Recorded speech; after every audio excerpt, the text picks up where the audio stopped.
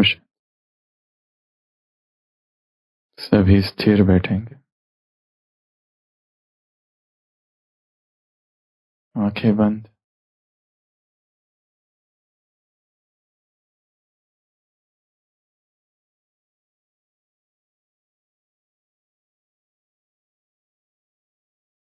मन एकाग्र,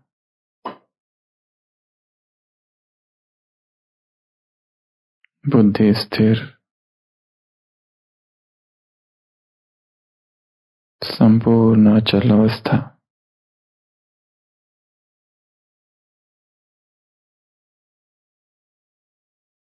न मन की हलचल, न शरीर की। दृष्टि अंतर्मुखी।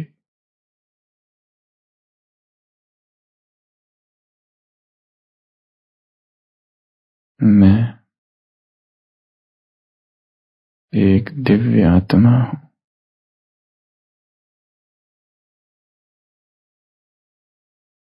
मेरी ये देह भी अत्यंत दिव्य है, अलौकिक है। भीतर ही भीतर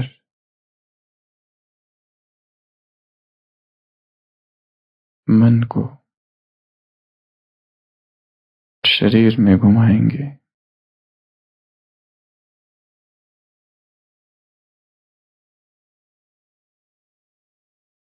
शरीर की दिव्यता का चिंतन सिर के सिरे से पांव तक।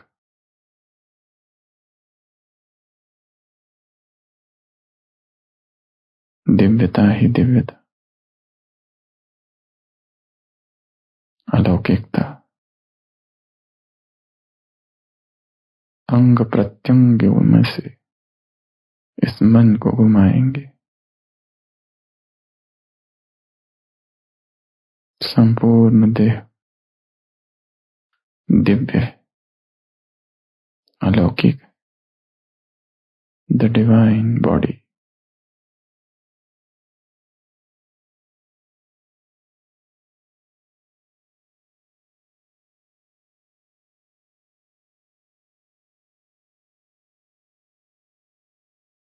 देह में जहां जहां मूर्छा है, वहां वहां दिव्यता का संचार करेंगे।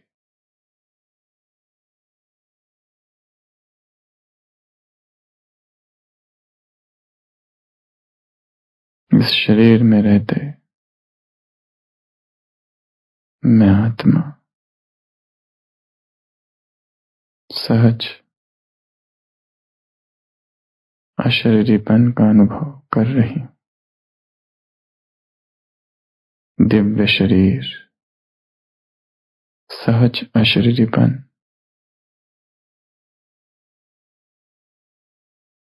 इस तन में प्रकाश ही प्रकाश भरा हुआ है,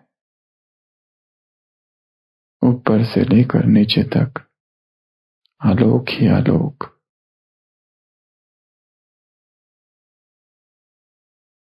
अंग अंग में प्रकाश। मन की आंखों से इस प्रकाश का अवलोकन करें।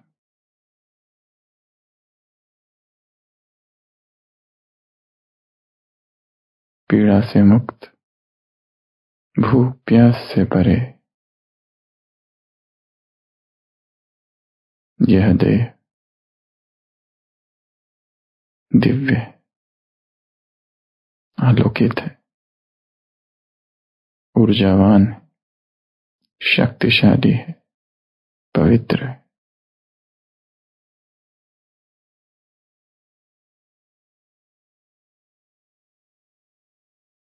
शरीर के एक एक अंग का अवलोकन।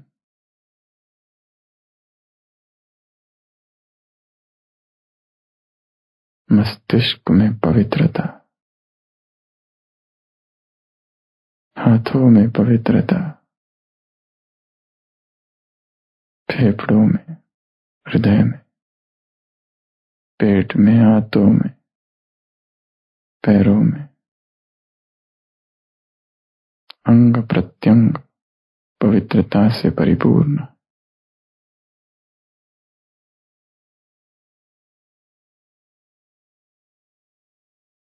मेरी ये देह निरंतर चिरंतर युवावस्था में है। कोई थकान नहीं, कोई दर्द नहीं, कोई रोग नहीं, कोई बीमारी नहीं। ऊर्जा ही ऊर्जा।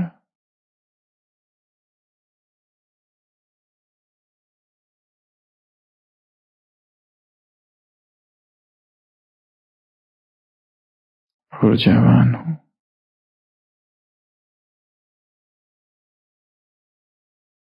शक्तिशाली हूं।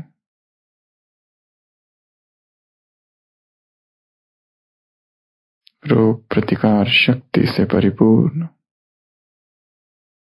सभी विष द्रव्यों से मुक्त, mucus free, chemical free, toxin free, अविनाशी हूं।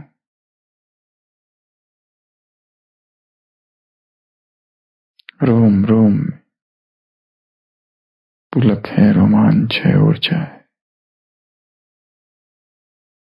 कोई आलस नहीं, कोई सुस्ती नहीं, कोई प्रमाद नहीं। चीर तारुण्य से भरपूर, काल जयी हूं, मृत्युंजयी हूं, वीर रस से परिपूर्ण हूं।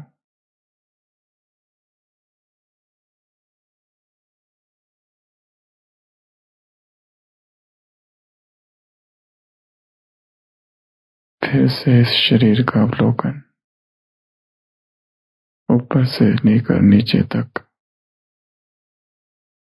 ऊर्जा ही ऊर्जा, तरंगे ही तरंगे। ठोसपन, स्थूलता नष्ट हो गई।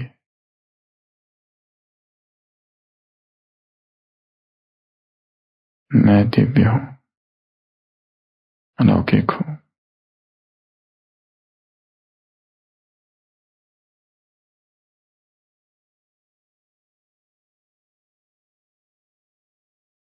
शरीर पर होने वाली संवेदनाओं को देखेंगे।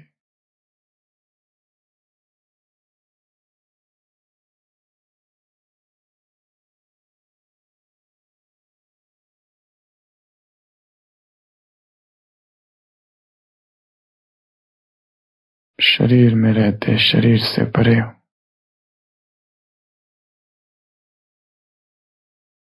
बाह्य तापमान के प्रभाव से मुक्त हो, प्रकृति के प्रभाव से मुक्त हो। मेरी ये देह विकारों के उत्तेजनाओं से मुक्त है।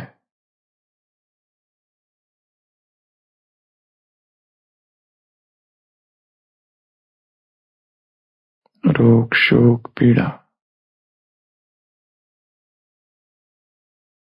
सबसे परे हो। मैं दिव्य देह में विराजमान दिव्य आत्मा हूं। डिवाइन बॉडी में स्थित डिवाइन सोल। मैं डिविनिटी का मूर्तिमंत रूप हूं। संपूर्ण काया पालट, संपूर्ण कायाकल्प, काया में रहते कायातीत हूं, शरीरातीत हूं। मैं दिव्य चेतना दिव्य देह में स्थित हूं, निर्विकार हूं।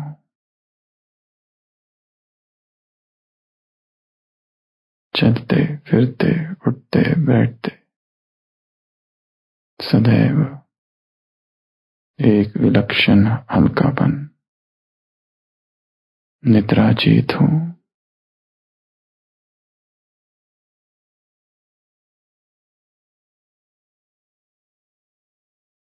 मैं दिव्य देहधारी एक दिव्य चेतन ज्योतिर्पुंज हूं। ओम शांति।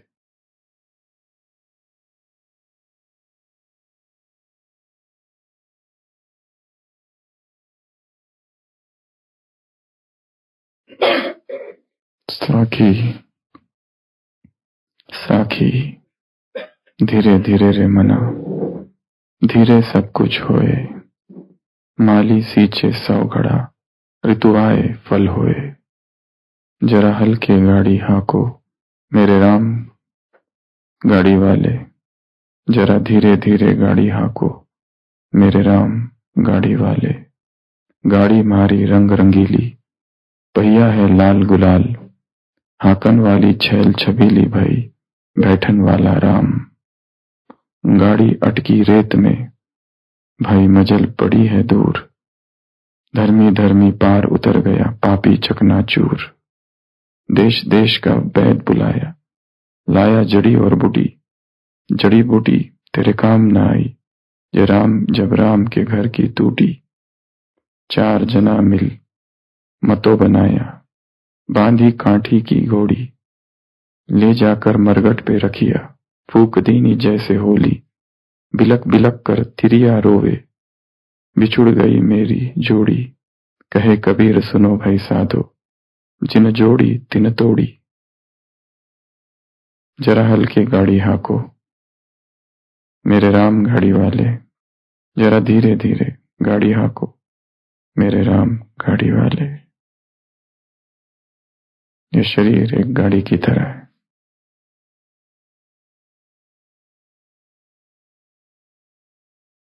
संत लिखता है कि इसे थोड़ा सा धीरे से, संभाल के, एहतियात से हटना है।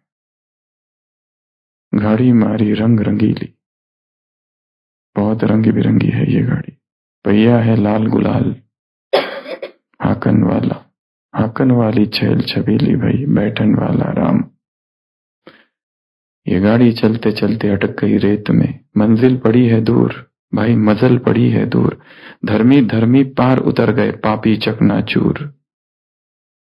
जो धर्म के मार्ग पर है, जो नीति के मार्ग पर है, जो सत्य के मार्ग पर है, वो उस पार उतर गए, उस पार चले गए। पर जो पापी है, जो इस शरीर को पाप में ढकेल रहे हैं, अनीति के मार्ग पर ढकेल रहे हैं, विकारों में ढकेल रहे हैं, वो सभी चकनाचूर। धर्मी धर्मी पार उतर गए, पापी चकनाचूर। देश देश का वैद बुलाया, लाया जड़ी और बूटी। जड़ी बूटी तेरे काम न आई, जब राम के घर की टूटी। विकारों में ऐसा डूबा हुआ है शरीर। शरीर में दुर्गंध है विकारों की, इंद्रियों में दुर्गंध है। और जब अटक गई, फंस गई ये गाड़ी, दूर दूर से वैद बुलाए, परंतु कुछ काम ना आया। चार जना मिल मतो बनाई, मतो अर्थात अर्थी बनाई। लाया जड़ी और बूटी, चार जनों मिल मतो बनायो। बांधी काठ की घोड़ी, काठ की एक घोड़ी बनाई। ले जाकर मरकट पे रखियो, फूक दीनी जैसे होली। जला दिया उसको। बिलक बिलक कर तिरिया रोवे, तुम्हारी पत्नी बिलक बिलक कर रो रही है। बिछुड़ गई मेरी जोड़ी, मेरा पार्टनर, जोड़ीदार छूट गया। कहे कबीर सुनो भाई साधो, जिन जोड़ी तिन तोड़ी। जिसने जोड़ी बनाई उसने तोड़ी। जरा हल्के हाको हाको मेरे राम गाड़ी वाले, जरा धीरे धीरे हाको मेरे राम गाड़ी वाले। यात्रा धीरे धीरे की है, पर इस यात्रा में अदम्य हिम्मत, साहस की आवश्यकता है।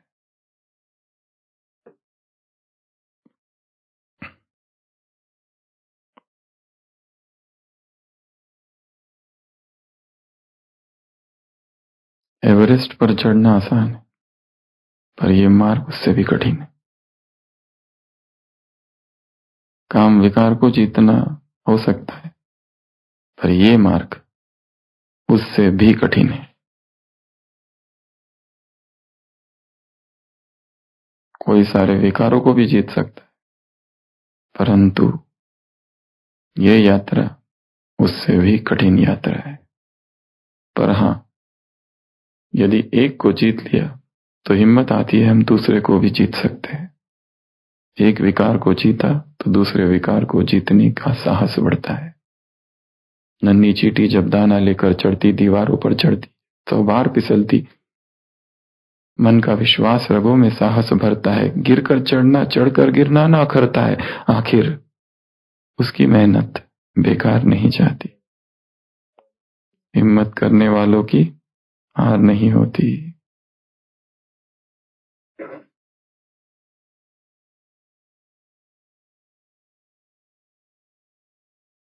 गुताकर गहरे पानी में जाता, डुबकी लगाता है, जा जाकर खाली हाथ लौट कर आता, आखिर उसकी मेहनत बेकार नहीं जाती। बस प्रयत्न करते रहो, करते रहो, करते रहो, करते रहो। असफलता एक चुनौती है, स्वीकार करो। क्या कमी रह गई है देखो और स्वीकार करो। कुछ किए बिना ही जय जयकार नहीं होती, कोशिश करने वालों की हार नहीं होती। प्रयत्न सतत हो। निरंतरता कुंजी है सफलता की।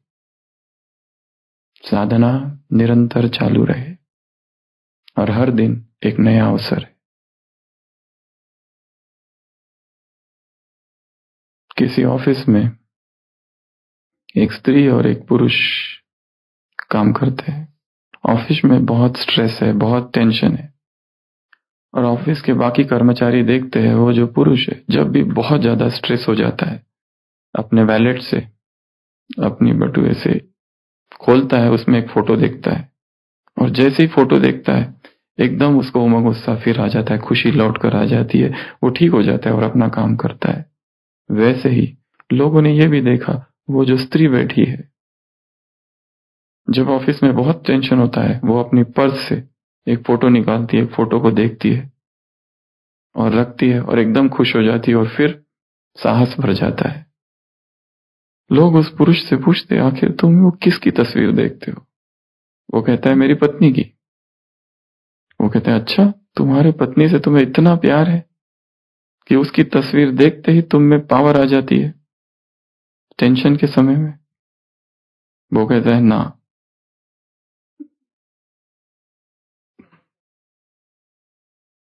ऑफिस की जो प्रॉब्लम्स है, जब मैं इसको देखता हूं तो मैं ये सोचता हूं जब मैंने इसको सहन कर लिया तो इसके सामने ये सब क्या है? कुछ भी नहीं है। उस स्त्री से पूछा जाता है आप किसकी तस्वीर देखती हो? वो कहती है मेरे पति की। तुमको इतना प्यार है अपने पति से कि उसकी तस्वीर देखते ही तुम में पावर आ जाती है? वो कहती है नहीं, मैं ये सोचती हूं कि अगर मैंने इसको झेल लिया तो ये ऑफिस की समस्याएं, प्रॉब्लम, टेंशन क्या है? कुछ भी नहीं है। अगर इसको पार कर लिया तो बाकी को पार किया जा सकता है। जीवन में, अब तक के जीवन में, अपने हर ब्राह्मण जीवन में हर एक अगर देखे, मेरे जीवन में कितनी परिस्थिति आई है, जब से ब्राह्मण बने या जब से जन्म लिया तब से, और अभी यहां बैठे हैं, यहां है इस समय, इस संगम युग पर टॉप का पॉइंट है सुबह का वरदान। यहां बैठ के अपने जीवन की को देखना है, दूर से देखना है, ऊपर से कहां क्या हुआ। देखेंगे तो कितने बहादुरी वाले काम हमने किए, कितनी निंदा, कितनी ग्लानि, कितनी बार अपमान हुआ, सहन किया ना। स्वजनों ने शरीर छोड़ा, स्वजनों ने धोखा दिया, कितना क्या क्या कुछ हुआ, पर फिर भी सबके साथ आज यहां खड़े। और कितने स्थिर खड़े, इतने दुखी नहीं है जितने संसार के लोग हैं, इतने डिप्रेशन में नहीं चले गए जितने संसार के लोग डिप्रेशन में चले गए। हम खड़े तो है। अगर ये मैंने सब किया तो ये सब क्या है? ये तो कुछ भी नहीं है। और अच्छा ही हुआ ये सब कुछ हुआ,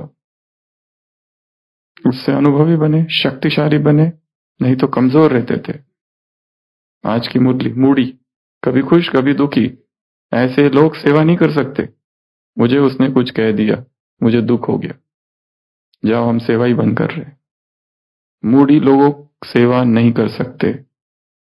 सेंसिटिव नेचर अर्थात आधी मृत्यु, HSP हाईली सेंसिटिव पर्सनैलिटी, छुई मुई नहीं होना है। कहने वाले कहेंगे, बोलने वाले बोलेंगे, टॉन्ट्स, कमेंट्स, क्रिटिसिज्म, ये तो होना ही है, हर मार्ग में होगा। चाहे ऑफिस में काम कर रहे, संसार में, घर में है, सब कुछ होगा। परंतु रगों में साहस भरता है, चढ़कर गिरना ना, गिरकर चढ़ना ना अखरता है। आखिर उसकी मेहनत बेकार नहीं जाती, कोशिश करने वालों की हार नहीं होती। और ये जो प्राणिक मार्ग है, इसकी 3 विशेषताएं हैं। सबसे पहला ये है टेरा इनकॉग्निटो। टेरा इनकॉग्निटो अर्थात अज्ञात क्षेत्र है। इसमें क्या होने वाला है किसी को ही नहीं पता, क्योंकि इस मार्ग पर बहुत कम लोग चले हैं, इसलिए it is known as terra incognito. अज्ञात है, आगे क्या होने वाला है पता नहीं। एक ऐसे क्षेत्र में अज्ञात में छलांग है, पहला। दूसरा, इसके विषय में साहित्य बहुत कम है, किताबें, अनुभव लोगों के बहुत कम है। और तीसरा, हिंदी में तो बिल्कुल भी नहीं है इसका साहित्य। जो साहित्य है दूसरी भाषाओं में, हिंदी में कोई किताब नहीं है। नेचर क्यूर पर किताबें हैं, नेचुरोपैथी पर किताबें हैं, और बहुत सारी प्राणिक हीलिंग पर बहुत सारी किताबें हैं, पर प्राणिक लिविंग पर बहुत बहुत कम साहित्य है। इन 3 चीजों की वजह से यह मार्ग थोड़ा सा दुर्लभ है, दुर्गम चोटी पर चढ़ने जैसा है, परंतु फिर भी जो प्राप्तियां है बहुत ज्यादा है। एक दिव्य देह की प्राप्ति होगी। कल हमने 21 बातें देखी थी इस दिव्य देह की, जो अभी अभी कमेंट्री में सारी रिवाइज की। ये देह कैसा हो जाएगा? अलौकिक। कहीं से भी सुनाओ, आगे पीछे ऊपर नीचे से। और ये अभ्यास इधर करते रहना है, सोते समय, उठते समय, चलते फिरते, जागते जागते एक प्रोग्रामिंग बनानी है, एक कमेंट्री करनी है, अंदर ही अंदर, अंदर ही अंदर। बाहर कुछ भी करते रहो, खाते रहो, पीते रहो, जो करते रहो, पर अंदर ये प्रोग्रामिंग चलती रहे। मैं भूख से मुक्त हूं, मैं प्यास से मुक्त हूं, मैं निद्रा से मुक्त हूं, मैं अलौकिक शरीर है मेरी ये शरीर की इम्यूनिटी बहुत ज्यादा है, चाहे कोविड फिर आ जाए मुझे कुछ नहीं होगा। म्यूकस फ्री है शरीर, बलगम से मुक्त है, टॉक्सिन से फ्री है, केमिकल से फ्री है, बीमारी से फ्री है, भूख से मुक्त है, रोग से मुक्त है, तापमान का कोई प्रभाव नहीं है, नींद की आवश्यकता बहुत कम है, बहुत लोच वाला शरीर है और बहुत शक्तिशाली है, बहुत पवित्र है, अंग अंग में पवित्रता है, मेरे अंग अंग में पवित्रता है, और लाइट से भरा हुआ है, प्रकाश ही प्रकाश है। ये कितना अच्छा एक्सपीरियंस है योग में। कुछ नहीं कर रहे, बस ये अनुभव कर रहे, ऊपर से नीचे तक प्रकाश ही प्रकाश। हाथ में प्रकाश, दाएं हाथ में प्रकाश, बाएं हाथ में प्रकाश, छाती में, पेट में, पीठ में, पैर में, सब जगह प्रकाश ही प्रकाश, ऊपर ही ऊपर से नीचे तक प्रकाश ही प्रकाश।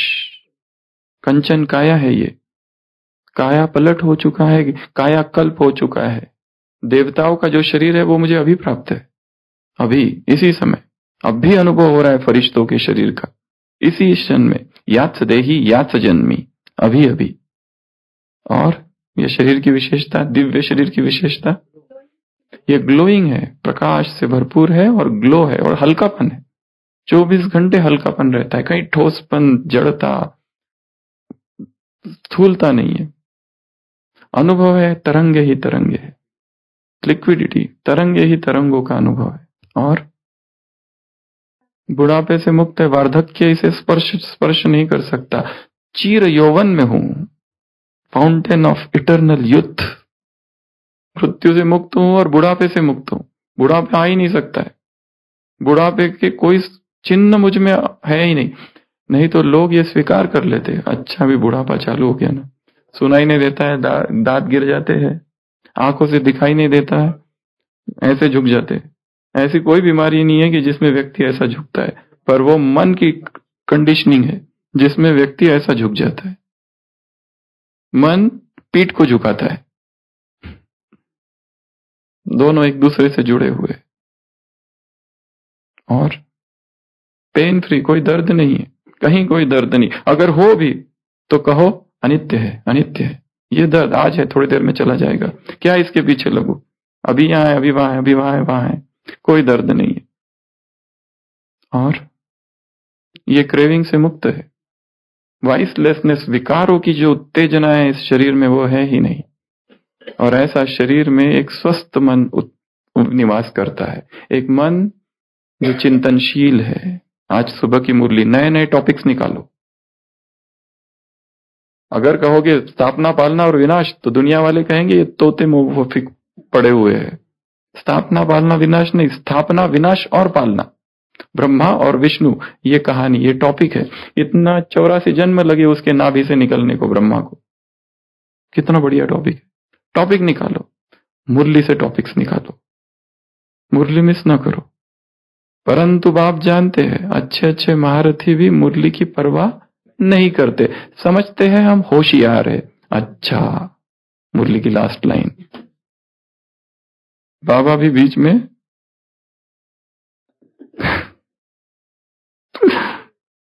इसे फिलर कहते हैं उसको, नॉर्मल बात करना और एक छोड़ देना है बीच में ही, एक तीर लगा देना बीच में ही, हंसी मजाक में, तुम ये हो, तुम वो हो, तुम महारथी हो, तुम ऐसे हो। और लास्ट में बाप ये भी जानते हैं कि मुरली की परवाह नहीं करते, सुस्त रहते। तो इस मार्ग में साहस की आवश्यकता है, अदम्य साहस की आवश्यकता है। जब हम नए नए ज्ञान में आए थे, सभी लोग, बहुत कम ऐसे हैं जिनका परिवार ही ज्ञानी परिवार में हुआ, उन्हें कोई मुश्किल नहीं हुई, कोई विरोध का सामना नहीं करना पड़ा, सहज सब कुछ हो गया, कोई घर से कोई विरोध नहीं हुआ, कुछ नहीं हुआ। परंतु अधिकतर उन्हें सामना करना पड़ा विरोध का। 16 प्रकार के सामने जो हर एक को करने पड़े। तो जब जो वहां हुआ था वो इस मार्ग में भी होगा, जो तब हुआ था अब उस सब के लिए तैयार हो जाओ। उस समय क्या क्या हुआ था, किन किन चीजों के लिए विरोध हुआ था, ऐसी 16 बातें हमने निकाली है। सबसे पहला था प्यूरिटी। सबसे पहला विरोध किस बात के लिए हुआ था? प्यूरिटी के लिए, कि बाकी सब तुम्हारा ठीक है, ब्रह्मा कुमारी का भले जाओ, पर ये कहां से लाया? बाकी तो पतियों को तो खुशी होती है कि पत्नी धर्म अनुष्ठान में रहे बिजी, मंदिर जाए रोज, वो तो उनको अच्छा लगता है, उनके लिए अच्छा है वो प्रोटेक्शन, मतलब क्या कहेंगे, थोड़ा शांत रहेगी।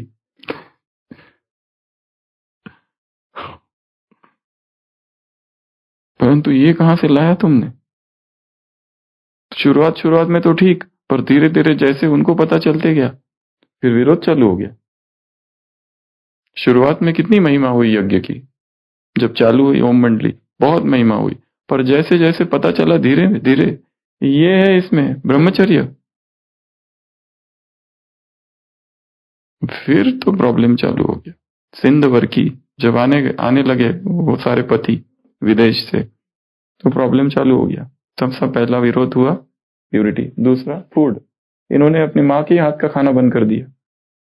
कितने सारे कुमार है, माँ के हाथ का ही खाना बंद कर दिया, ये सेकंड विरोध। या फिर रिश्तेदारों के हाथ घर जाते तो खाते नहीं है, ये सेकंड विरोध चालू हुआ यहाँ पर। तीसरा, व्हाइट पहनना चालू कर दिया, क्रिश्चियन बन गए। तो ब्रह्मा कुमारीज का विरोध 80s तक था, बहुत ज्यादा, 80s, मिड 80s तक। उसके बाद में थोड़ा थोड़ा कम हुआ। 60s यहां आए तो भी विरोध था ही। 60s में, 80s में विरोध कम हुआ, जबकि विंग्स बनी धीरे धीरे बड़े बड़े जगह पर छोटी छोटी जगहों पर तो आज भी होगा। अगला है व्हाइट। फिर आया विरोध बैज के लिए। ये बैज क्यों पहन रहे हो? इसलिए कई लोग बैज ही नहीं पहनते, और पहनते तो इतना छोटा कि है भी और नहीं भी है, दिखाई ना दे, और बीके मिल जाए तो कहेंगे ये है छोटा सा, और जो नहीं है उनके लिए कुछ भी नहीं है। तो दोनों तरफ प्ले सेफ। उनके लिए हम ज्ञान में नहीं है, और इनके लिए हम है बैलेंस, बैच। अगला विरोध सेंटर पर जाने के लिए विरोध। बाकी सब ठीक है, पर वहां नहीं जाना। बस राम कथा सुनने जाओ, भागवत कथा सुनने जाओ, जहां जाना है भजन कीर्तन मंदिर पूजा सब करो, ये बीके वाले सेंटर पर नहीं जाना। ये एक विरोध। अगला विरोध, ये लिटरेचर नहीं लेके आना उधर का। किताबें लेके आते हैं ना, माँ बाप बुक्स जला देते हैं, लिटरेचर लाना नहीं। अगला ये ट्रांसलाइट और ये शिव बाबा का बल्ब फेंक देते हैं। ये क्या करते रहते हो? लाइट को देखती रहती हो दिन भर अंधेरा करके। कुछ तो जादू टोना, कुछ तो है गड़बड़। ये पुरानी बात है, आज तो इतना नहीं होगा ये सब विरोध, पर ये सब था। उसके बाद में मुरली, मुरली पढ़ती रहती है, बाकी कुछ नहीं पढ़ते। हमारे धर्मशास्त्र रामायण गीता भागवत पहले ये पढ़ते थे। ये क्या चालू है? ये भागवत पढ़ो गीता पढ़ो, ये क्या पढ़ना चालू है तुम्हारा? इसके लिए विरोध। फिर उसके बाद अगला सेंटर पे सेवा। घर का काम नहीं करती माता और वहां जाके सेवा करती। सेंटर पर सेवा। उसके बाद में अगला ज्ञान सुनाना। तुम अपना ज्ञान अपने पास रखो। कल ही एक माता आई थी ओपीडी में, कह रही थी, उसको कहा ये खून की जांचें करनी है, वो कहती है पैसे ही नहीं है। मैंने कहा कम से कम लिखा है। वो कहती है बस अभी जाना है, उतने पैसे रखे। और उसका बेटा है, 20 साल से उससे बात नहीं किया है उसके साथ। जब से ज्ञान में आई तब से बेटा ने बात नहीं किया। बाजू में घर बना के रहता है पर बात नहीं करता है, और नफरत करता है, एकदम घृणा है उसके मन में मां के प्रति।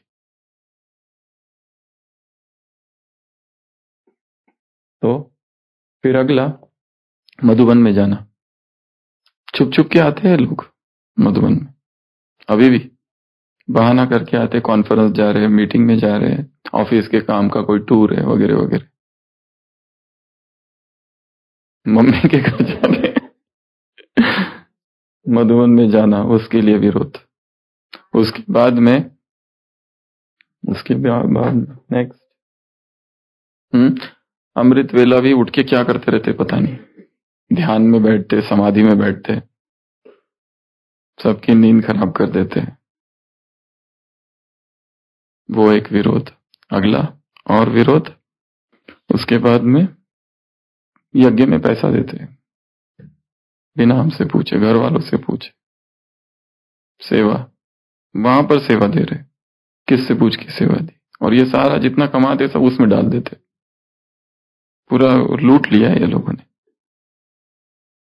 ये भी एक पॉइंट है। अगला लौकिक पढ़ाई को निग्लेक्ट करते हैं, जैसे कोई कुमार कुमारी ज्ञान में आ जाते हैं, वो पढ़ाई में इंटरेस्ट ही खत्म हो जाता है, इधर वैराग जाग जाता है, एकदम वैराग।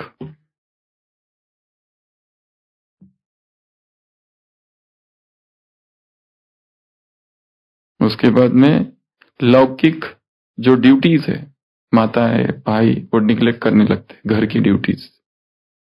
बाबा कहते हैं तोड़ नहीं पाओ। इसमें और एक सूक्ष्म बात है बहुत, जितना जब भी हम ज्ञान, कोई भी जिस मार्ग पर चलता है और उसे विरोध होता है, तो अंदर एक विद्रोही चेतना जागती है और अहंकार जागता है। हम फिर वही करते हैं जिसके लिए मना किया जाता है। हमको कहेंगे नहीं जाओ तो हम जाके दिखाएंगे। तो यहां पर अहंकार का भी पोषण होता है। ये हमें पकड़ में नहीं आता है उस समय, हमें लगता है हम सब सही कर रहे हैं, राइट कर रहे हैं, पर हो सकता है वो घर वाले राइट हो, क्योंकि यहां हमारा अहंकार बोल रहा है, इसलिए हम घर की ड्यूटीज निग्लेक्ट करते हैं, घर के काम। अगला एक नशा चढ़ जाता है सरेंडर होने का, भयंकर नशा। कुछ भी करने के लिए तैयार, सब कुछ छोड़ छाड़ के आ जाते। समर्पण बहुत सूक्ष्म घटना है। समर्पण का संबंध 4 चीजों से नहीं है। पहला वस्त्र, दूसरा बैच, तीसरा रहने का स्थान, और चौथा समारोह। ये चारों ही बहुत स्थूल बातें हैं। समर्पण चेतना का रूपांतरण है।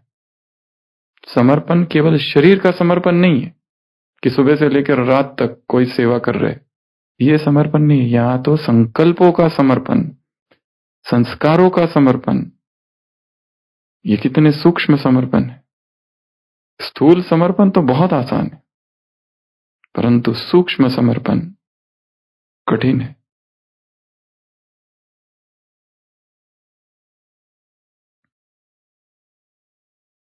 उसके बाद में अपने परिवार से पूरा डिस्कनेक्ट कर देते, संबंध ही तोड़ देते सारे,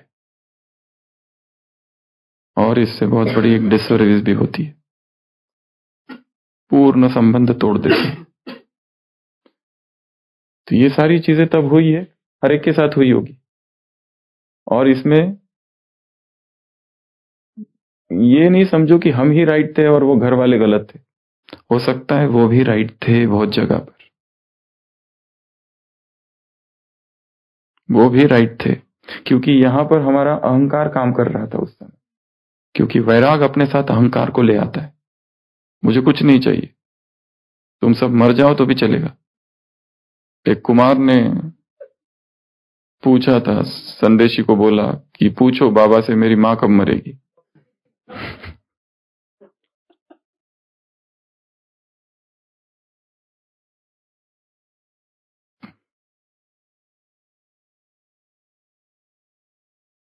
परंतु हमें इस संसार में लाने के वो लौकिक माता पिता निमित्त बने थे, चाहे वो कैसे भी हो, कैसे भी, कितना भी विरोध करने वाले और कितना भी अज्ञानी, फिर भी फिर भी फिर भी। और आखिरी, ये बीकेस के साथ मिलते हैं, घूमते हैं फिरते, ये पसंद नहीं। बाकी लोगों को साथ नहीं घूमते, बीकेस के साथ ही घूमते, इसके लिए भी विरोध हुआ है। तो ये ऐसे 16 पॉइंट्स है विरोध के। 16 शादियों में बाबा तो कहते जाओ, कोई कोई जाते भी होंगे सेवा करने, उसके लिए भी तो विरोध है। जहां जाओ वहां पर आत्मा परमात्मा आत्मा परमात्मा चालू कर देते। हम खुद याद है, हमें एक गांव में हम जाते थे, एक बुजुर्ग भाई थे, उनके साथ जब नए नए ज्ञान में आए थे, तो जैसे गांव में प्रवेश किया, वो वहां लोग बैठे थे, ये आ गए आत्मा परमात्मा वाले। फर्स्ट कमेंट यही सुनने को मिला, ओम शांति वाले, आत्मा परमात्मा वाले, ब्रह्मा कुमारीज वाले।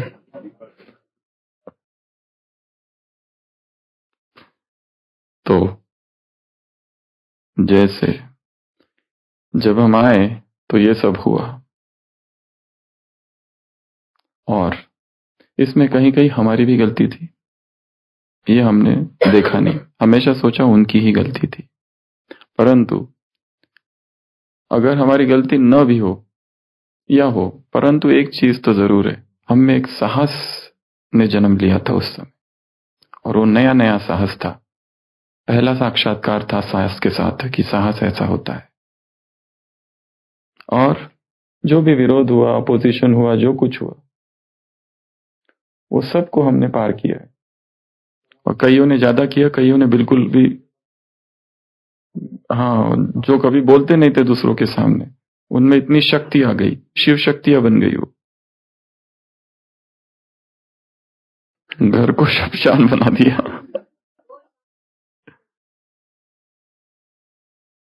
अच्छा इस पे तो हर एक के अपने अपने अनुभव होंगे। ये घर को क्या कर दिया, शमशान बना दिया, और शाम को बैठते लाल लाइट जलाकर। हाँ, और हमारे हाथ का नहीं खाते। वो जैसे बताए भोजन, हम क्या पति थे, हम क्या भिखारी है, हम भ्रष्ट है, हमारे हाथ का नहीं खाते। कमाल है। वो कहते घर का है, हमारे घर का बना हुआ है, हमने खुद बनाया, पूरा नहा धो के सब कुछ आरती पूजा करके फिर बनाया हुआ। अब तो खाओ। मतलब तुम क्या हो तुम? मतलब हम शूद्र है? तुम क्या समझते हो अपने आप को? कितने अहंकारी लोग हैं। बीकेएस बहुत अहंकारी है। पहले इतना बेचारा मासूम कुमार कुमारी थी, जब से बीकेएस में भर्ती हो गए ना, तब से ये अहंकारी बन गए सब। बिगड़ गए, एकदम ही बिगड़ गए। एक भाई था जो ज्ञान में आया, तो कई समय ज्ञान में, फिर लौकिक में गया, तो उसके रिश्तेदार उसको, अरे तुम उसमें चले गए, तुम तो अच्छे थे ना पहले, ऐसे कैसे हो गया? मतलब एकदम ऐसे शॉक हो गए वो, ऐसे कैसे हो गया ये, तुम तो एकदम ठीक ठाक थे, ऐसे पूछ रहे हो उसको। तो दोनों ही चीजें, साहस भी था, पर साथ में ये भी चेक करना है कि अहंकार ना हो उस साहस में। नहीं तो इसमें भी अहंकार आता है, मैं वैरागी हूं, मैं तपस्वी हूं, मैं तुम सबसे अलग हूं, सबसे अलग, असाधारण होने की इच्छा, ये अहंकार है। जो कोई नहीं कर सकता वो मैं करके दिखाऊंगा। ये बात बहुत अच्छी है, पर इसमें असाधारण होने की जो इच्छा है वो अहंकारी बना देती है। उससे अच्छा है जो साधारण कार्य है वही असाधारण रीति से करो। कबीर क्या था? जुलाया, कपड़े बुनने वाला, परंतु उसी कार्य को उसने छोड़ा नहीं, वही वैसा ही रहा वो अंत तक। ये जो गृहस्थी संत थे वो वैसे ही रहे। आज बाबा ने कहा गरीब निवास वो गृहस्थ में आता हूं, तुम यहीं रह के करो। गरीब के इससे पाई पाई से कमाई, पाई पाई सफल करते हैं। तो इस मार्ग में भी साहस की आवश्यकता है, परंतु अहंकार ना आए। और व्यक्ति को, भोजन एक ऐसा टॉपिक है उसका सबसे ज्यादा अहंकार आता है। हम तुम्हारे हाथ का नहीं खाते, हम बाहर का नहीं खाते, अहंकार से भरे हुए होते। और इसके आगे और जाओ तो और ज्यादा अहंकारी हो जाते। अहंकार बढ़ते जाता है, बढ़ते जाता है, बढ़ते। अहंकार ऐसी चीज है कि कहीं पर भी आ सकता है, कहीं पर भी, कैसे भी। तो ये ध्यान रखना है कि जो हम करें उसका प्रदर्शन ना हो, पहली बात। दूसरों को सिखाना चालू नहीं करना है जब तक हम उसका स्वरूप नहीं बने हैं। उसकी चर्चा ही नहीं करनी है जब तक आप स्वरूप नहीं बनते। चुपचाप अपने ऊपर प्रयोग करते रहो। दूसरों को सिखाने जाएंगे, समझाने जाएंगे, बहुत बड़ी रिस्क है, बहुत बड़ी रिस्क है, बहुत बड़ी रिस्क है। इसलिए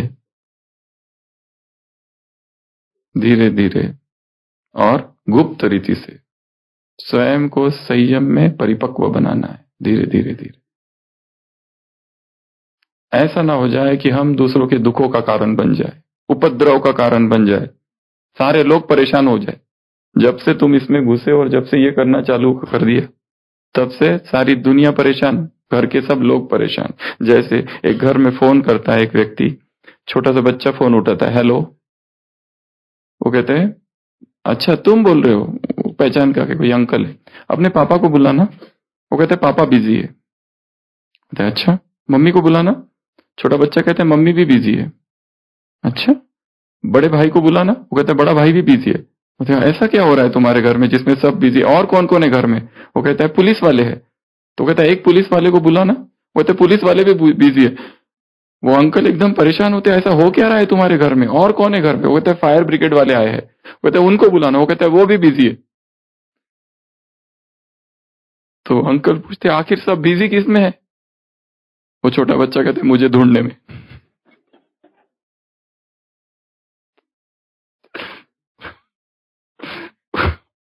किस में बिजी है? सबको किस में बिजी कर दिया, घर में आग लगाकर। घर वाले सब ढूंढ रहे हैं, किसको ढूंढ रहे हैं? इसको। और ये निश्चिंत है, सब उसको बिजी, सबको बिजी करके, सबको दुखी करके। ऐसा नहीं बनना है उपद्रवी बालक। हमसे कोई दुखी ना हो, हमसे कोई परेशान ना हो, हमारी वजह से दूसरों के संकल्प ना चले। नहीं तो ये भी एक है कि जब बहुत ठंड होती है हमें बिल्कुल ठंडी नहीं लगती है। हम बिल्कुल ऐसे कुर्ता पैजामा पहन के घूम रहे हैं। 10 डिग्री है, जानबूझ के, वो भी 5 डिग्री है, ताकि दूसरे पूछे तुमको ठंडी नहीं लगती? नहीं लगती। हमारा भोजन ही ऐसा है। इसमें अहंकार को तृप्ति मिलती है। अहंकार हर रीति से तृप्त होना चाहता है। अहंकार की खोज होती है प्रशंसा। हर रीति से मुझे, बाकी इधर से कोई प्रशंसा नहीं करता, चलो इसी में प्रशंसा हो जाए, ये प्रकृति जीत है, वो भी अपने तक ही रखो। हमें याद है जब हम नए नए ज्ञान में आए थे, एकदम इसी ये नवंबर 15 यही मास थे, यही समय था। तो आए तो थे, तो एक पॉलीथीन था हाथ में जो लेकर आए थे नीचे से, उसमें एक कुर्ता पैजामा था और एक चप्पल, वो भी टूटी। बस इतना ही सामान लेकर आए थे। 2003 नवंबर 15, 30 नवंबर को बाबा को मिले, 15 दिसंबर को हॉस्पिटल ज्वाइन करने आए। नीचे से ऊपर आ रहे थे, नागपुर सेंटर का एक समर्पित भाई थे, प्रेम भाई अभी भी है, उनके साथ आ रहे थे ऊपर। तो उन्होंने कहा तुम कहाँ रहोगे? हमने कहा ये तो पूछा ही नहीं हमने कि इधर कहाँ रहना है। हाँ, वो शंकर मठ दिखाता आते थे, शायद वहीं रह लेंगे, क्योंकि हमें ये नहीं पता था यहाँ एकोमोडेशन भी मिलता है करके। तो उन्होंने कहा फिर अच्छा, तो तुम सामान का है? हमने कहा सामान तो बस एक ही है, पॉलीथिन, जिसमें कुर्ता अभी अभी खरीदा है बाहर से, शांतिवन के बाहर से, व्हाइट वाला। व्हाइट था नहीं कुछ। तो अच्छा, तो फिर ऊपर आ गए।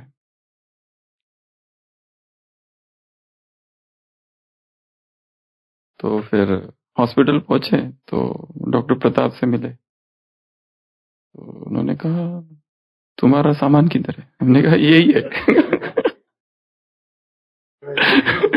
फिर उन्होंने वो किचन के घनश्याम भाई को बुलाया, उसको बोला, हमने कहा उन्होंने कहा ये डॉक्टर को ये नहीं चलेगा, कुर्ता पैजामा नहीं चलेगा, वो शर्ट पैंट चाहिए।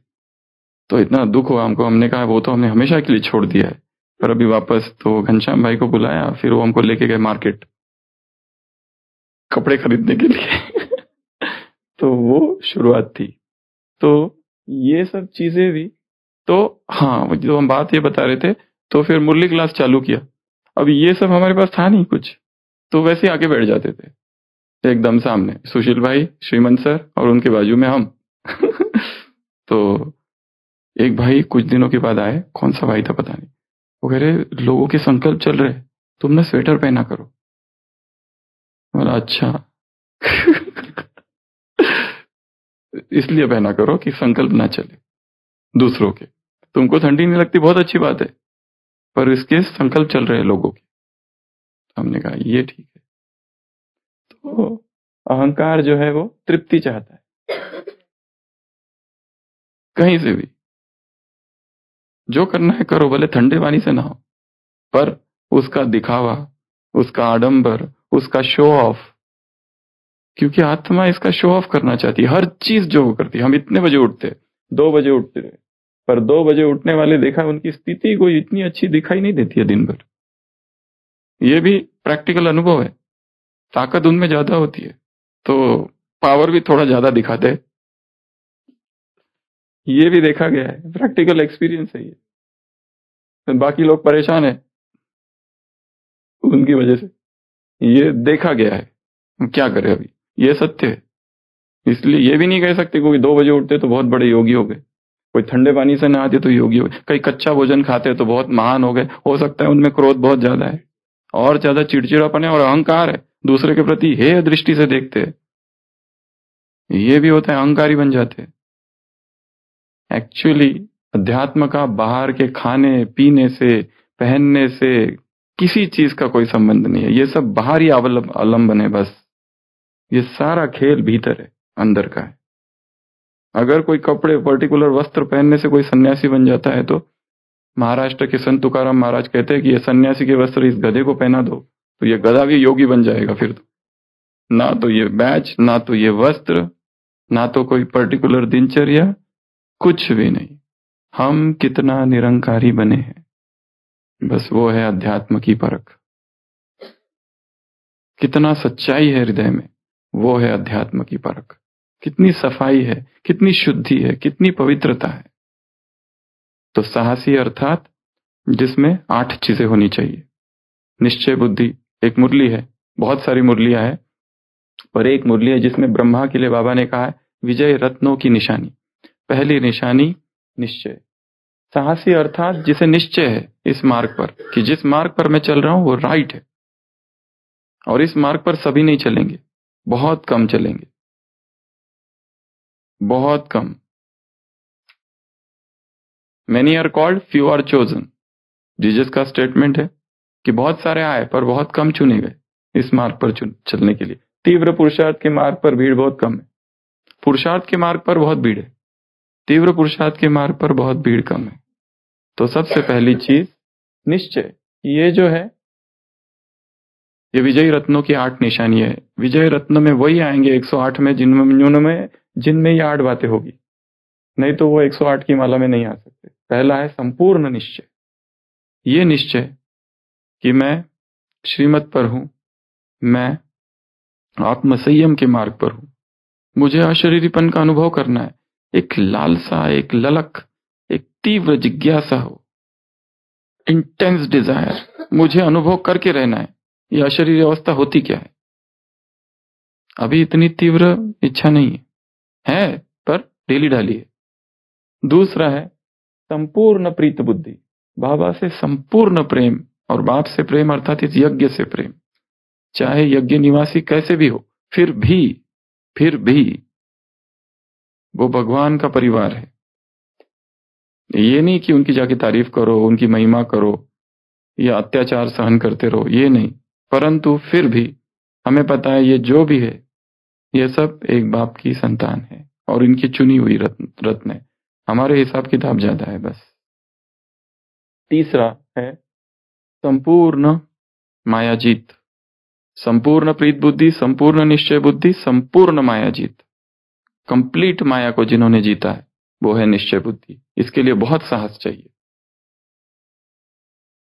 काम को भी जीत सकते हो पर भोजन की आसक्ति का त्याग करना यह सबसे बड़ा पुरुषार्थ है।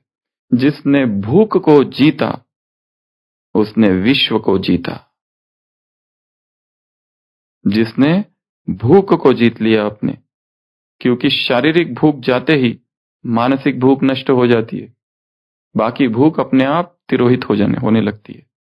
शरीर की भूख ऐसी है कि व्यक्ति को पाप करने पे मजबूर करती है। वो भूख अच्छे से अच्छा भी होगा, चोरी करेगा, झूठ बोलेगा, कुछ ना कुछ तो करेगा, क्योंकि भूख ऐसी चीज है, जब भूख लगती है ना और भोजन नहीं मिलता है, कुछ भी कर सकता है, वो ब्राह्मणी क्यों ना हो, इधर उधर देख लेगा और कुछ खा लेगा दुकान से उठा के। ऐसे बहुत कम निश्चय बुद्धि है जो कुछ भी हो जाए नहीं लेंगे, बाहर का भी ले लेते, अपने आप को समझा देते। बाबा ने तो कहा है ना, डबल रोटी पाव रोटी खा लो, मजबूरी में, इसमें उसमें, कुछ भी। बहुत सारी हम अपने मन को ये करते हैं, बहाने ढूंढते हैं। तो संपूर्ण मायाजीत। अगला संपूर्ण साक्षी दृष्टा, बार बार साक्षी की स्टेट पर। बाबा ने कहा ना आज टॉप का पॉइंट है संगम। दूर से अपने जीवन को देखो, क्या चल रहा है इसमें। कल क्या हुआ, कल भयभीत हो गया था, कल डर लगा था, क्यों लगा था, एंग्जाइटी आ गई थी। कल बीमार पड़ गए थे तो इससे उससे मदद लेनी पड़ी थी। ये भी होगा, कलयुगी शरीर है, फिर भी कुछ ना कुछ तो इसको होगा, चाहे कुछ भी खाओ, क्योंकि इतने समय का जो खाया हुआ है वो थोड़ी ना निकला है। अभी मैं भी 6 मास से ये कर रहे हो वो कर रहे हो, पर जरूरी नहीं है, फिर भी बीमारी तो आएगी। और बीमारी आने के बाद व्यक्ति कमजोर हो जाता है, इतना कमजोर हो जाता है कि कुछ नहीं करने होता है, उससे दूसरों की मदद लेनी पड़ती है, वो भी लेनी पड़ेगी। इसलिए हर एक से ऐसा व्यवहार करो। ये वही आत्मा है, उस दिन संडे में कहानी सुनाई थी ना कि इस आश्रम में कौन देवता महात्मा यही है जो छिपा हुआ है। पता नहीं किसकी कब मदद लेनी पड़े, इसके लिए किसी की निंदा नहीं करो, किसी की अपमान, किसी की निंदा, कभी भी किसी की भी मदद लेनी पड़ सकती है, बढ़ती है, रोज की बात है। कोई सेवा नहीं करता है, कोई सेवाधारी नहीं मिलता है। एक भाई था बहुत पुराना, कितना 30-40 साल हो गए थे, हॉस्पिटल में भर्ती था, ये 2003 की बात। तो वो जो सेवाधारी था, 2 दिन, हम ही नए नए थे हम, तो उसको देखा, कुमार था, दिन रात सेवा की उसने, इतनी सेवा की थी, 40 साल से इस यज्ञ में अपनी हड्डियां हड्डियां दे दी,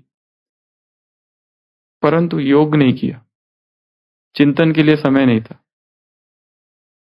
क्लासेस, चिंतन, मनन, अध्ययन, ज्ञान के प्रति वो रुचि नहीं थी, बस बाप को याद करना है आत्मा समझ के, और वो भी बैठ के योग, ये सब चीजों में रुचि नहीं थी। रुचि केवल एक ही सब्जेक्ट में थी, सेवा, और सेवा हमारा 4th सब्जेक्ट है, फर्स्ट नहीं है। और वो जब बीमार पड़ा, उसका जो सेवाधारी था, हमने देखा, वो सेवाधारी 2 दिन था, वो सेवाधारी था भी, तो उस सेवाधारी के लिए इतनी कंप्लेंट्स थी उसकी, फिर सेवाधारी छुट्टी पे चला गया, फिर तो कोई भी नहीं था। और फिर हम उसके पास एक बार गए तो वो सुना रहा था, मैंने इतनी सेवा की, अगर मैंने शादी कर ली होती, आज मेरी पत्नी होती, बच्चे होते, मेरी सेवा कर रहे होते। इन दुखी विचारों के साथ ही उसने शरीर छोड़ा। संपूर्ण यज्ञ में समर्पित आत्मा, संपूर्ण स्वाहा कर दिया, परंतु इन विचारों, इन निगेटिव थॉट्स के साथ शरीर छोड़ा। क्यों? क्योंकि सेवा सेवा सेवा, सेवा ही सब कुछ नहीं है, ज्ञान, योग, तपस्या सब चाहिए, सेवा भी चाहिए, पर वो भी चाहिए, चारों ही सब्जेक्ट में फुल। तो संपूर्ण साक्षी, उसके बाद में संपूर्ण पवित्रता। इस मार्ग में क्या चाहिए? Complete purity, full purity, complete पवित्रता। इसमें फेल तो सब में फेल, कंप्लीट प्यूरिटी। ये जब तक नहीं होगी, वो अष्टरत्न में, वो 108 में, विजय रत्नों में नहीं आ सकते, और इसके लिए बहुत साहस चाहिए कंप्लीट प्यूरिटी के लिए। उसके बाद में अगला, निराकारी, निर्विकारी, निरंकारी, ट्रिपल एन। निराकारी, निर्विकारी, निरंकारी, ये संपूर्ण ज्ञान योग का, सारी अव्यक्त मुरलियां, सारी साकार मुरलियों का निचोड़ है, ये 8 शब्द।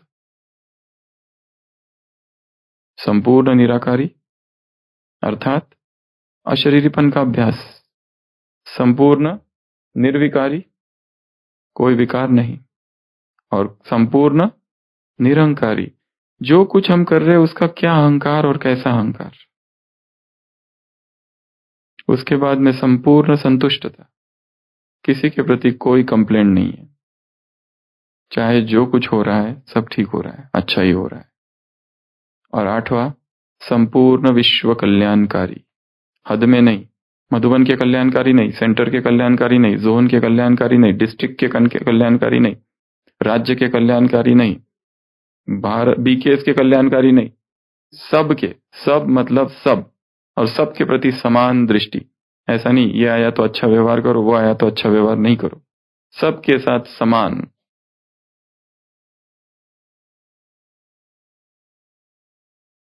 विश्व कल्याणकारी। तो कितनी बातें हो गई? 8। पहला, संपूर्ण निश्चय बुद्धि, अपने निश्चय पर काम करना है रोज। इस मार्ग में भी, प्राणिक साहस में भी, हम इस संकल्प के साथ आगे बढ़ेंगे कि ये जिस मार्ग पर मैं चल रहा हूं, ये सत्य है, पर अहंकार ना हो, दिखावा ना हो, ढोंग आडंबर ना हो, जो करना है खुद करो, किसी के साथ कुछ भी डिस्कस करने की आवश्यकता नहीं है। दिखावे की कोशिश करोगे तो विरोध होगा, विरोध होगा, और सामना करना पड़ेगा, लोकापवाद का सामना करना पड़ेगा, अननेसेसरी ऊर्जा उसमें खर्च हो जाएगी। बहुत संकल्प चलेंगे, लोकोपवाद कहते हैं उसको, इसमें इसका सामना करना, जो अच्छा लगा चुपचाप ले लो और धारण करो और निकलो आगे, किसी को बताने की क्या आवश्यकता है, चुपचाप करते रहो। आज वैसे भी सैटरडे है, dry day, liquid day, fruit day, जो भी करना है करो, पर जो करना है चुपचाप करो और खुद करो। हमारी वजह से किसी के संकल्प ना चले, किसी को दुख ना हो, कोई विरोध ना करे, सब अपने हिसाब से करो, और सबको साथ लेके चले, मिल के चलो सबके साथ। हम 3-4 साल मुंबई में थे, हर हर पार्टियां होती थी, हम सबके साथ जाते थे। जो टीम रहती थी, आईसीयू टीम, क्रिटिकल केयर की टीम, हॉस्पिटल के डॉक्टर्स, पार्टियां करते थे, हम जाते थे, फ्रूट जूस लेते थे उनके साथ, जो भी है, पर कभी विरोध नहीं किया उनका और उनके साथ, ताकि उनके संकल्प ना चले, उनको ऐसे फीलिंग नहीं आए ये हमको निग्लेक्ट करते हैं।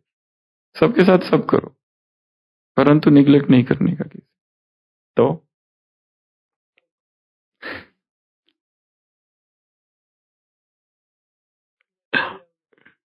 हम बाहर का नहीं खाते, वो वाली स्टोरी।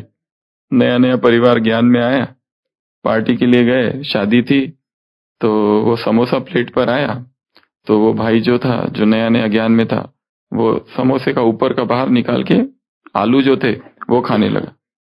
तो उसके कहा ये क्या कर रहे हो? वो बोलते हैं हम बाहर का नहीं खाते, हम अंदर का खाते समोसा। तो संपूर्ण निश्चय बुद्धि पहला, दूसरा संपूर्ण प्रीत बुद्धि, तीसरा संपूर्ण मायाजीत, संपूर्ण साक्षी दृष्टा। साक्षी दृष्टा का 24 घंटे में एक बार तो अभ्यास करना है, वो भी शाम को। ये काम कब करना है? शाम को संगम युग के टॉप पॉइंट पर बैठो, सारी दिनचर्या को साक्षी होकर देखो, पूरे हफ्ते को साक्षी होकर देखो, दूर से देखो मेरे से क्या गलतियां हुई। अपनी अच्छाइयों में बुराइयों को ढूंढो, अपनी पॉजिटिविटी में निगेटिविटी को ढूंढो, अपने निर्विकारिता में विकारों को ढूंढो, अपने ब्रह्मचर्य में काम वासना को ढूंढो, मिलेगी। छुपा तो है। अपने निरंकारी स्वभाव में अहंकार को ढूंढो। कितना अहंकारी हूं मैं, बाप रे, क्या करूं? बाबा आप ही कुछ करो, मेरे से तो नहीं होता है। अगला संपूर्ण पवित्रता, अगला निराकारी निर्विकारी निरंकारी, अगला संपूर्ण संतुष्टता, अगला विश्व कल्याणकारी, अगला बस संपूर्ण विश्व कल्याणकारी। तो ऐसी ही 8 बातें हैं।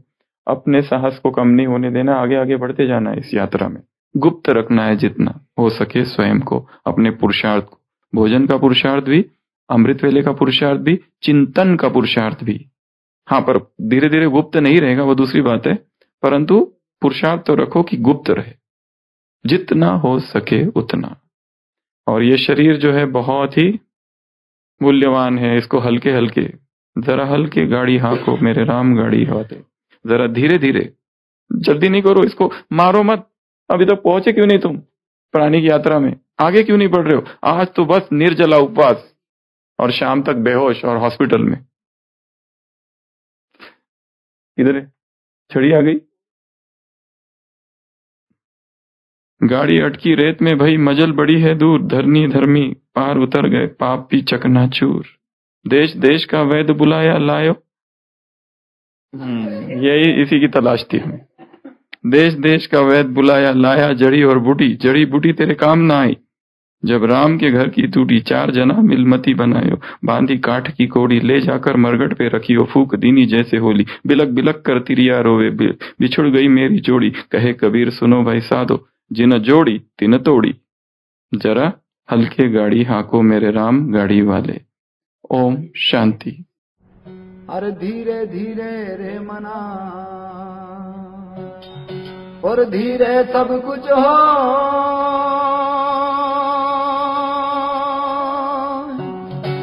माली सी जैसो घड़ा, ऋतु आवे फल हो।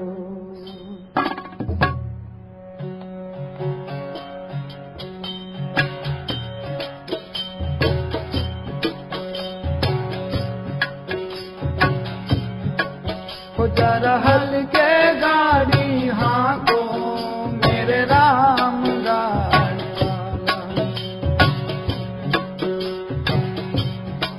हो जरा धीरे धीरे गाड़ी हाँको मेरे राम गाड़ी वाला।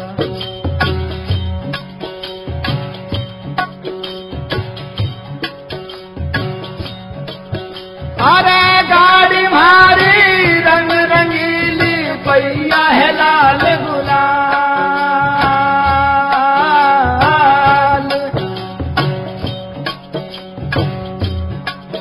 यदि गाड़ी मारी रंग रंगीली, भैया है लाल गुलाल।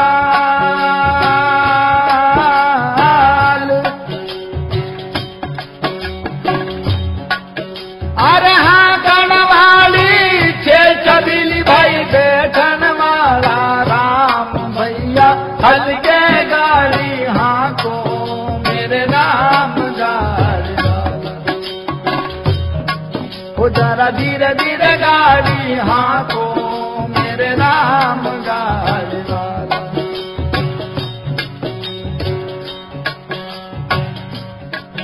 यदि गाड़ी अटकी रे तुम्हें भाई मजल पड़ी है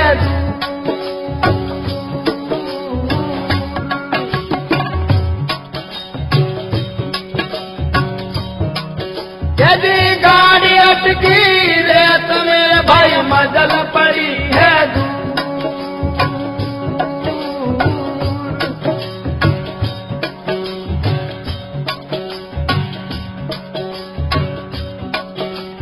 धर्मी धर्मी पार उतर गन पापी तक ना चूर भैया हल्के गाड़ी हाथों मेरे राम गारवा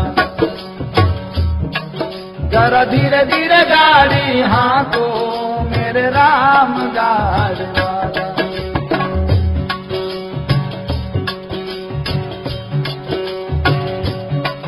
यदि देश देश का वे बुलाया लाया जड़ी और बूटी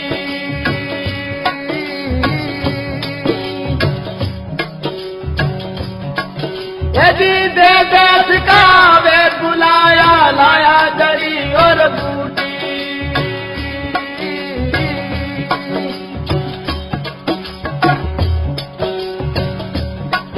यदि जड़ी बूटी